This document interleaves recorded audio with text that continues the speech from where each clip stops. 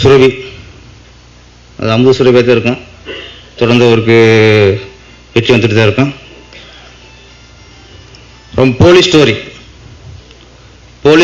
அப்படின்னால சினிமாவுக்கு அது ஒரு எப்போவுமே பவர் தான்.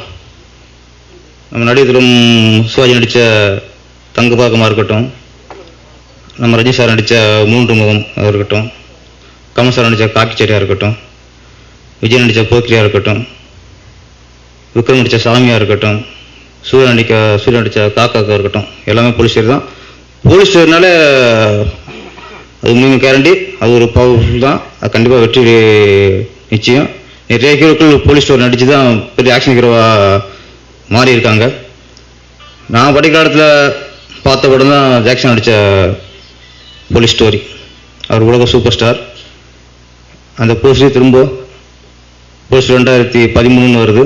கண்டிப்பாக அதே அளவில் இந்த படம் வெற்றி அடைந்து சரி மோகனுக்கு பெரிய வெற்றியும் பெரிய லாபத்தையும் ஈட்டி தர எல்லாம் ஆண்டவனை வேண்டிக்கிறேன். நன்றி, வணக்கம். ஜாக்கி ஜான் அவர் பற்றி சொல்லவே தேவையில்லை. அவர் ரியல் அகில உலக சூப்பர் ஸ்டார்னு அவர் தான். 5 வயசுலேருந்து 50 வயசு வரைக்கும் எல்லாருமே ரசிக்கக்கூடிய ஒரு பர்சனாலிட்டி அவர்.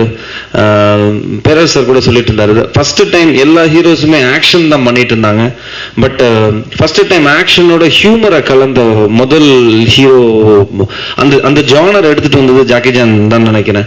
அதனாலதான் குழந்தைங்க எல்லாருக்குமே வந்துட்டு, லேடிஸ் எல்லாருக்குமே அவரோட படங்கள் பிடிக்க ஆரம்பிச்சது. இங்க கிட்டத்தட்ட நிறைய படம் பார்த்துருக்கேன். பொள்ளாச்சியில ஷூட் பண்ணிட்டு இருக்கும்போது தமிழ் படங்கள் ஒரு சைட் தியேட்டர்ல ஓடிட்டு இருக்கும், ஒரு சைட் ஜாக்கி ஜான் படம் டப்பிங் ஓடிட்டு இருக்கும். அவ்வளவு கூட்டம் இருக்கும் அவரோட படங்களுக்கு. எஸ்பெஷலி இந்த சீரீஸ் போலீஸ் ஸ்டோரி சீரீஸ் பார்த்தீங்கன்னா வந்துட்டு பயங்கர இன்ட்ரெஸ்டிங் ஆக்ஷன் சீரீஸ் அது. ஸோ அப்படிப்பட்ட ஒரு அழகான ஒரு ப்ராஜெக்ட் இப்போ பொங்கலுக்கு வரப்போகுது, 2013 சீரீஸ் அது. ஸோ கண்டிப்பாக இந்த படம் இண்டோ ஓவர்சீஸ் ஃபிலிம்ஸ் மற்றும் சுரபி ஃபிலிம்ஸ்க்கு ஒரு மிகப்பெரிய லாபத்தை ஈட்டி தரும் எல்லாமே இறைவனை வேண்டிக்கிறேன். நன்றி, வணக்கம்.